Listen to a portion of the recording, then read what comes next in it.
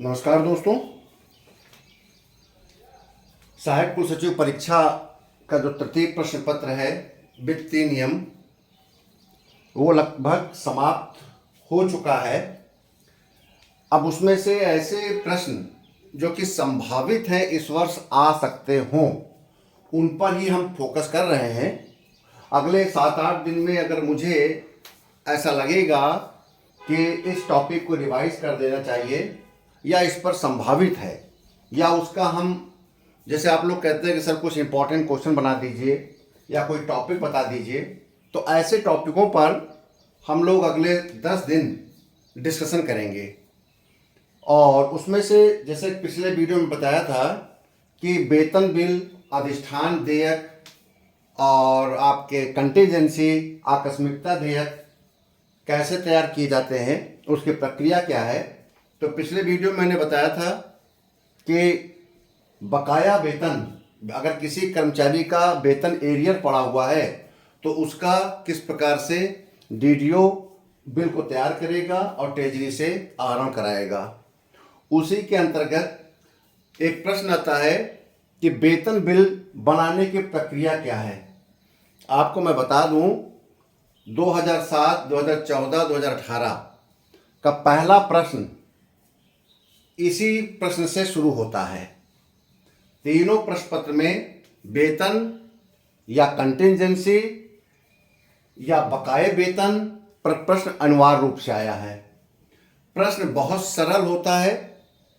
इसमें वो अभ्यर्थी जो वेतन बिल बनाते हैं वो 1 पेज नहीं 5 पेज बैठ कर लिखते हैं एग्जामिनेशन हॉल में। यह अलग बात है कि 5 पेज लिखेंगे तो दूसरे प्रश्नों का उत्तर नहीं लिख पाएंगे, लेकिन उनके पास मटेरियल पर्याप्त होता है। आप में से बहुत से ऐसे कर्मचारी हैं जिनका काम वेतन से कोई संबंध नहीं है, फील्ड के कर्मचारी हैं, फील्ड के अधिकारी हैं, और उन्हें यह भी नहीं पता होगा कि उनको किस लेवल पर कितना वेतन मिल रहा है। शायद मेरे वेतन निर्धारण पढ़ाने के बाद वो अब जागरूक हुए होंगे और उन्हें अब अपने बारे में उनको रुचि पैदा हुई होगी कि मुझे कब एसीपी मिलेगी, क्या एसीपी मिलेगी, कौन सा ग्रेड पे मिलेगा। ठीक है, तो उसी प्रकार से अधिष्ठान वेतन बिल के बारे में आज मैं आपसे डिस्कशन कर रहा हूं कि वेतन बिल कैसे बनाया जाता है। देखिए, अब प्रक्रिया, आप मेरी बात को गंभीरता से सुनिएगा। अब वेतन बिल को बनाने की पुरानी प्रक्रिया समाप्त हो गई है। किताबों में लिखा है कि प्रपत्र 101 पर वेतन बिल बनाया जाता है, लेकिन सच्चाई ये है कि वेतन बिल अब किसी भी प्रपत्र पर नहीं बनाया जाता है, बल्कि डीडीओ पोर्टल में सेल्फ जनरेटेड है आपका वेतन। उसमें आपको सारे डेटा को भरना होता है। ठीक है, और वो जब डेटा भर जाते हैं कर्मचारियों को, तो सीधे डीडीओ पोर्टल के माध्यम से डीडीओ उसे सबमिट कर देता है, अप्रूव्ड करके कोषागार भेज देता है। और कोषागार उस जो डीडीओ ने वेरीफाई किया है उसी के क्रम में आपका वेतन भुगतान कर देता है संबंधित कर्मचारी अधिकारियों के खाते में। ठीक है, अब आता है वेतन बिल बनाने की प्रक्रिया। पहले की प्रक्रिया की तरह अब भी प्रक्रिया है, बस ये है कि अब ऑनलाइन सिस्टम होने के कारण जो भी संशोधन करने होते हैं वो हम डीडीओ पोर्टल में करते हैं। सारा डेटा एनआईसी के माध्यम से आपके डीडीओ पोर्टल में दिखेगा। आपके कार्यालय में जितने भी कर्मचारी अधिकारी हैं उनका नाम, उनके पिता का नाम, कार्यालय का नाम, पद का नाम, कितना वेतन है, कितने भत्ते मिल रहे हैं, कौन कौन सी कटौतियां हैं, ये सब आपके डीडीओ पोर्टल में कर्मचारीवार 4 पेजेस में, अलग अलग पेजेस में देखने को मिलते हैं। ठीक है, अब जो कर्मचारी होगा, यानी कि जो पटल सहायक होगा, ध्यान रहे डीडीओ पोर्टल में 2 लोग काम करते हैं। एक तो काम करता है अपलोडर, जिसे बोलते हैं ऑपरेटर। ऑपरेटर पटल सहायक होगा जो सारे डेटा को फीड करेगा। अगर किसी के, मान लीजिए जुलाई का महीना आ रहा है, बहुत से कर्मचारियों की वेतन वृद्धि लगती है तो वेतन वृद्धियां बदलेगा। कुछ की जनवरी में लगती है वेतन वृद्धियां तो उनकी जनवरी में बदलेगा। मान लीजिए कि कुछ डीए बढ़ गया 2%, अब आपका अप्रैल माह का वेतन बनाते समय डीए को जोड़ना है, तो वो सारे डीओ को 2% डालकर उसको चेंज करेगा।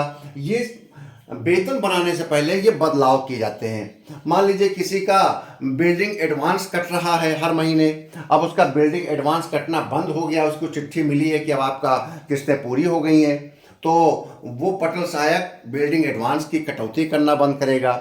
मान लीजिए किसी कर्मचारी ने चिट्ठी लिख के दिया डीडीओ को कि महोदय अप्रैल माह से मेरा जीपीएफ 10,000 से 15,000 कर दिया जाए, तो ये उसके कटौती में बदलाव करेगा। जो आपका ऑपरेटर होगा, पटल सहायक होगा, जो वेतन बिल बनाता है, वो सब ये बदलाव प्रति महीने किसी न किसी कर्मचारी में किए जाते हैं। तो वेतन बिल बनाते समय सबसे पहले इस प्रकार के बदलाव या चेंजेस किए जाएंगे। जब ऑपरेटर चेंज कर देगा तो फिर उसको सबमिट करके डीडीओ के पास भेजेगा।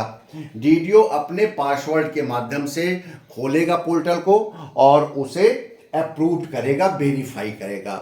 जैसे वेरीफाई करेगा वो संशोधन पूर्ण मान लिए जाते हैं। जैसे आपने देखा था ट्रेजरी में, जब पहले मैंने आप बताया था डबल लॉक होता है, एक चाबी एक कर्मचारी के पास होती है, दूसरी चाबी कार्यालयाध्यक्ष के पास होती है। सेम वैसे ही मान लीजिए कि जो हमारा आपका अपलोडर है या ऑपरेटर है, वो केवल परिवर्तन कर सकता है और उसको फाइनली परिवर्तन तब तक मान नहीं होगा जब तक डीडीओ अपने पासवर्ड से उसको वेरीफाई नहीं कर देगा। तो गलती की संभावना 0 हो जाती है यदि वेरीफायर और अपलोडर यानी ऑपरेटर दोनों सचेत होकर काम करते हैं। ठीक है, ध्यान रहे कि जब हम डीडीओ पोर्टल चलाते हैं तो एक डीएससी मिलती है आपके डीडीओ को, और ये डीएससी कोषागार के द्वारा वेरीफाई करके दी जाती है। डिजिटल सिग्नेचर होता है, इसको बोलते हैं हम। ठीक है ना, तो इस डिजिटल सिग्नेचर सर्टिफिकेट से सारे काम डीएससी के माध्यम से हमारा डीडीओ करता है। अब आता है ऑपरेटर को लॉगिन और पासवर्ड स्वयं डीडीओ देते हैं और डीडीओ को लॉगिन और पासवर्ड ट्रेजरी देता है। ठीक है, जो भी गोपनीय लॉगिन और पासवर्ड होगा वो कोषागार देगा अपना डीडीओ का लॉगिन और पासवर्ड, और ऑपरेटर का लॉगिन और पासवर्ड स्वयं आपके डीडीओ देंगे। ठीक है, तो इस प्रकार से ये संशोधन करता है। और मान लीजिए कि उस महीने किसी महीने के वेतन में कोई नया कर्मचारी नियुक्त होकर आया है और पहली बार उसका वेतन निकलने जा रहा है, तो डीडीओ पोर्टल में एक लिंक होती है एम्प्लॉय एडिशन, तो वो मेनू होता है एम्प्लॉय एडिशन का, उसमें जाकर उस कर्मचारी का पूरा डेटा हम फीड कर देते हैं। तो ये एम्प्लॉय एडिशन होता है। यदि कोई कार्मिक स्थानांतरित होकर आया है किसी दूसरे कार्यालय से और उसको हमें उस महीने के वेतन में जोड़ना है, तो उसका डेटा ट्रांसफर होता है आपके उस कार्यालय से जहां से वो ट्रांसफर हुआ है, और वो डेटा ट्रांसफर होकर ट्रेजरी के माध्यम से आपके डीडीओ पोर्टल में शो करने लगेगा। उसमें जो बदलाव होंगे और एलपीसी आएगी, एलपीसी के आधार पर उसके वेतन का परीक्षण कर लिया जाएगा कि क्या वेतन मिल रहा था। तो ये सब चीज़ें किया जाएगा। मान लीजिए कोई व्यक्ति रिटायर हो गया है या मर गया है, तो उसका डाटा डिलीट किया जाएगा अगले महीने में जब वेतन जाएगा, नहीं तो गलती से उसका भी वेतन आहरित हो जाएगा। ठीक है, तो यह भी ध्यान रखना पड़ेगा कि उसके डाटा को डिलीट कर दिया जाए, नहीं तो गलती हो जाएगी और रिटायर या मरे हुए व्यक्ति का वेतन भी ड्रा हो जाएगा। तो ये सब वेतन बनाते समय हमको ध्यान में रखना होगा। एक प्रश्न आ जाता है कि वेतन बिल के साथ कौन कौन से संलग्नक लगाए जाते हैं। देखिए, सच्चाई तो ये है कि कोई संलग्नक नहीं जाता है। ऑनलाइन आपका वेतन बिल पहुंच जाता है और हार्ड कॉपी, जो चीज़ें ऑनलाइन वहां पर शो करती हैं, उसकी हार्ड कॉपी डीडीओ के हस्ताक्षर के द्वारा, प्रमाण पत्र के द्वारा वहां पर एक हार्ड कॉपी भेज दी जाती है। जिस हार्ड कॉपी की समरी को ट्रेजरी के अधिकारी और कर्मचारी देखते हैं, इंडिविजुअल कर्मचारी वाद कोई विवरण नहीं देखता है। ये माना जाता है कि डीडीओ की जिम्मेदारी है, डीडीओ ने जो भी वेतन अपलोड किया है वही सत्य है, वो एक सक्षम प्राधिकारी है और वह क्लास 1 अधिकारी है। इसलिए ट्रेजरी बहुत ज़्यादा किसी के वेतन पर इंटरफेयर नहीं करती है। ठीक है, अब देखिए, ध्यान रहे, बिना डीडीओ की मर्जी के कोई काम नहीं हो सकता है। जब हम वेतन बिल को सबमिट करते हैं और डीडीओ उसको वेरीफाई करता है, तभी उसका रजिस्टर क्रमांक आ जाता है, टोकन जनरेट हो जाता है। ठीक है, एक ट्रांजैक्शन नंबर मिल जाता है और वो डीडीओ उसको अप्रूव कर देता है। जैसे डीडीओ अप्रूव करता है, वो वेतन बिल सीधे ट्रेजरी के पोर्टल में दिखने लगता है और ट्रेजरी जब उसे अप्रूव करता है तो लिख कर आ जाता है अप्रूव्ड बाय ट्रेजरी। ये माना जाता है कि दोनों तरफ से प्रक्रिया पूरी कर ली गई है। डीडीओ ने वेतन को भेज दिया, अप्रूव कर दिया और वहां पर पहुंचने के बाद पेंडिंग दिखाएगा और जब चीफ ट्रेजरी अफसर या सीनियर ट्रेजरी अफसर स्वयं अप्रूव कर देगा तो उसे अप्रूव बाय ट्रेजरी आ जाएगा। तब तक थोड़ा इंतजार करते हैं हम और फिर रिजर्व बैंक ऑफ इंडिया इस पूरे ट्रांजैक्शन को कंप्लीट करते हुए यूटीआर जनरेट कर देगा, यूनिक ट्रांजैक्शन रेफरेंस। यूटीआर का फुल फॉर्म याद रखिएगा, आपके पेपर में कभी भी शॉर्ट फॉर्म में आ सकता है। अगर समझदार अगर एग्जामिनर को पेपर सेक्टर को ये पता चल जाए कि वो सहायक कुलसचिव का पेपर बना रहा है तो भी बहुत से संशोधन कर सकता है पेपर में, ये मान सकता है कि क्या क्या शब्दावलियों का इस्तेमाल होता है। ठीक है, तो यूनिक ट्रांजैक्शन रेफरेंस आपको जैसे जनरेट होगा, इसका आशय ये है कि ट्रांजैक्शन कंप्लीट हो गया, सारे कर्मचारियों के खातों में पैसा पहुंच गया। अब आता है कि पेपर में आया हुआ है यूपी के सहायक कुलसचिव में कि कौन कौन से संलग्नक लगाए जाते हैं। तो देखिए, वर्तमान में कोई संलग्नक नहीं जाता है, लेकिन फाइनेंशियल हैंडबुक 224, फाइनेंशियल हैंडबुक 5 में जो सारी व्यवस्थाएं हैं पुराने समय में और जो होनी चाहिए वो मैं आपको बता रहा हूं। अगर ये संलग्नक के बारे में आए तो आप जरूर लिखिए। नंबर 1, जब कोई कर्मचारी की नई नियुक्ति हुई है और पहली बार उसका वेतन निकल रहा है तो उसका स्वास्थ्य प्रमाण पत्र लगाया जाता है। यदि कोई कर्मचारी 1 साल की नौकरी कर चुका है और पहली बार उसका वेतन वृद्धि हो रहा है तो वेतन वृद्धि प्रमाण पत्र जाएगा। यदि कोई व्यक्ति कर्मचारी कहीं से ट्रांसफर होकर आया है पहली बार और पहला वेतन निकल रहा है ट्रांसफर होकर, तो उसकी एलपीसी ट्रेजरी को जानी चाहिए ताकि ट्रेजरी मिलान कर सके कि जो वेतन एलपीसी में आया वही वेतन है तो नहीं। कभी कभी एक प्रश्न आता है, ध्यान रहे कि यदि मान लीजिए एलपीसी नहीं आई, हम बहुत गंभीरता सुनिएगा, मान लीजिए कर्मचारी ट्रांसफर होकर आ गया लेकिन उसकी एलपीसी नहीं आई, लास्ट पेमेंट सर्टिफिकेट नहीं आया कि पिछले महीने में कितना वेतन मिला था, तब क्या किया जाएगा, तब उसका वेतन कैसे आरित होगा। अगर किसी कर्मचारी की एलपीसी नहीं आती है तो अब वो जिस वेतनमान, जिस ग्रेड पे में नौकरी कर रहा है या भर्ती हुआ है उसका न्यूनतम वेतन दे दिया जाएगा उस महीने, जब तक एलपीसी नहीं आएगी। मान लीजिए आप एक अकाउंटेंट के पद से भर्ती हुए हैं 4200 ग्रेड पे से, या मान लीजिए आप एक कनिष्ठ सहायक के पद से भर्ती हुए हैं 2000 के ग्रेड पे से, तो जो भी मिनिमम होगा उस 2000 के ग्रेड पे में या फिटमेंट तालिका में वो वेतन आपको उस महीने मिल जाएगा। ठीक है, ये एक क्वेश्चन आ जाता है कि यदि एलपीसी नहीं आती है तो कितना वेतन दिया जाता है, तो उस पद का, जिस पद में वो तैनात है, जिस पद में वो तैनात है, हम सीधी भर्ती से नहीं ले रहे हैं, जिस पद में वो तैनात है उसका मिनिमम वेतन आरित कर दिया जाएगा। और जब उसकी एलपीसी आ जाएगी तब जैसे मैंने बताया वेतन का एरियर पिछले वीडियो में, बकाये वेतन का एरियर, तो वैसे ही उसका फिर बाद में ड्यू एंड ड्रॉन बनाकर स्टेटमेंट लेकर एलपीसी आने पर उसका सत्यापन कराकर उसका भुगतान कर दिया जाएगा। तो आप बात समझ में कि हमें अगर संलग्नक की बात आए तो आप लिखिएगा कि यदि कर्मचारी का पहली बार वेतन निकल रहा है तो स्वास्थ्य प्रमाण पत्र, और 1 साल बाद पहली वेतन वृद्धि लग रही है पहली बार तो उसका वेतन वृद्धि प्रमाण पत्र। यदि कर्मचारी ट्रांसफर होकर आया है तो उसकी एलपीसी। यदि कोई व्यक्ति सस्पेंड रहा है और सस्पेंशन के बाद बहाल किया गया और वेतन निकल रहा है, भाई उससे पहले तो उसको सब्सिस्टेंस अलाउंस मिलता है। ठीक है, और जब वो बहाल हो जाएगा और जो ऑर्डर लिखा होगा सब वेतन बहाल वगैरह जो भी ऑर्डर होगा तो वो ऑर्डर लगेगा, क्योंकि ट्रेजरी देखेगा कि 6 महीने तो उसका वेतन कुछ और निकल रहा था, इस महीने कुछ और निकलने लगा, आधार क्या है, तब वो उसका आधार पूछने से पहले ही आपको उसके साथ उसका बहाली आदेश, उसके वेतन निकालने का आदेश, उसके वेतन का विवरण वो लगाना चाहिए। ठीक है, तो जब भी कोई बदलाव हो उसके कोषागार के पोर्टल में वेतन संबंधी कर्मचारी का और उसका वो नीतिगत विषय हो तो उस नीतिगत विषय के साक्ष्य के रूप में किया जाता है। अब जैसे डीए बढ़ रहा है तो डीए के लिए तो कोई संलग्न लगाने की जरूरत नहीं है, क्योंकि वो डीए पूरे उत्तर प्रदेश में सारे कर्मचारियों को बढ़ना है, तो उसके लिए हमें कोई प्रमाण पत्र जरूरत नहीं पड़ेगी। लेकिन जब हम इंडिविजुअल कोई परिवर्तन करते हैं किसी कर्मचारी में तो उसका हमको साक्ष्य हमें लगाना होता है, एक प्रमाण पत्र देना होता है कि दावा उचित है, दावा नियमों के अंतर्गत है, इस प्रकार का प्रमाण पत्र भी देते हैं। ठीक है, तो आप मेरे हिसाब से आपको पता चल गया होगा कि वेतन देयक बनाते समय किन किन बातों का हमें ध्यान रखना चाहिए। ऐसे ही आकस्मिक देयक के बारे में है।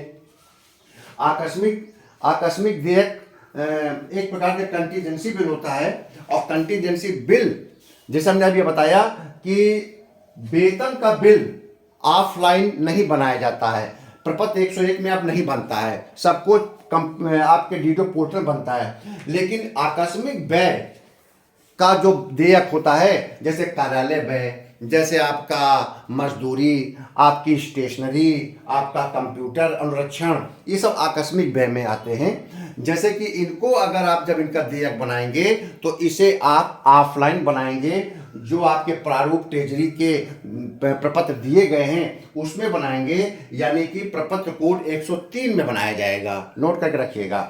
आकस्मिक व्यय बिल देयक के बारे में बता रहा हूँ, वो आपके स्क्रीन में नहीं है, इसलिए गंभीरता सुनिएगा कि आकस्मिक व्यय बिल प्रपत्र कोड 3 में बनाया जाएगा, और इसका उल्लेख फाइनेंशियल हैंडबुक वॉल्यूम 5 पार्ट 1 के अध्याय 8 के नियमों का पालन किया जाएगा। अब क्या करना चाहिए, विशेष बातों को आकस्मिक व्यय बनाते समय ध्यान रखना चाहिए। जो उस व्यय के संबंध में बजट अलॉट किया गया है केवल उतना ही बजट हमको इस्तेमाल करना चाहिए।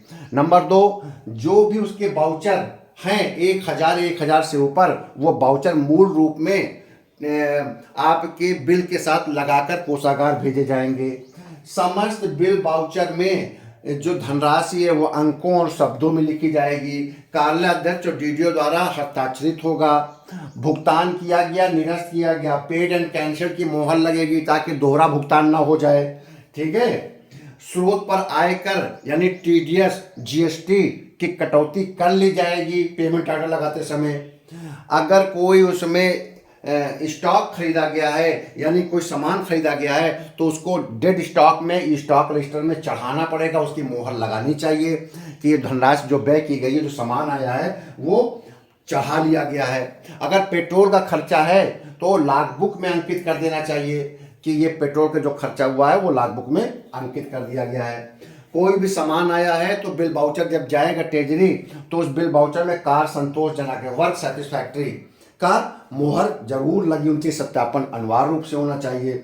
ठीक है, जो भी आप आकस्मिक बिल के खर्चे कर रहे हैं उनको आप आकस्मिक व्यय पंजिका में उस धनराशि को चढ़ा लेना चाहिए, और बजट को मेंटेन रखना चाहिए कि कितना बजट अवशेष है। ठीक, कोषागार को जो आप आकस्मिक व्यय बिल भेज रहे हैं उसको 11C में चढ़ाना चाहिए। 11C में सारे बिल चढ़ते हैं, यहाँ तक कि वेतन को भी चढ़ाना चाहिए 11C में, जिससे जब पेमेंट हो जाए खातों में चले जाए तो आप उससे मिलान कर सकें। आप बैंक रिकॉन्सिलेशन और ट्रेजरी का रिकॉन्सिलेशन भी होता है, ट्रेजरी के द्वारा जो भुगतान किए कराए जाते हैं, बिल भेजते हो जिनका भुगतान होता है उसका रिकॉन्सिलेशन भी होता है। तो 11C से आराम हो जाएगा कि जितने बिल गए हैं वो सब खातों में आ गए हैं कि नहीं आ गए हैं। इसको बोलते हैं ट्रेजरी रिकॉन्सिलेशन।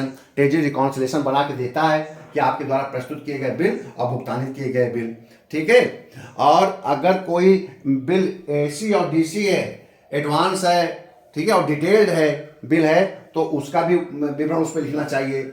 या भी देखना चाहिए तो बजट आवंटन किया गया, उसकी स्वीकृति प्राप्त है सक्षम प्राधिकारी की। इन सब बातों को ध्यान रखते हुए आकस्मिक बिल को ट्रेजरी में प्रस्तुत करना चाहिए। तो मुझे पूरा विश्वास है कि आपको अच्छे से वेतन बिल के बारे में और कंटीजेंसी बिल के बारे में, डीडीओ पोर्टल के बारे में जानकारी प्राप्त हो गई होगी। ठीक है, बहुत अच्छे से गंभीरता से इस वीडियो को एक बार नहीं 10 बार सुनिएगा, क्योंकि ये अनिवार्य रूप से प्रश्न आएगा और ये आपके प्रश्न पत्र का पहला प्रश्न होगा। बहुत बहुत धन्यवाद।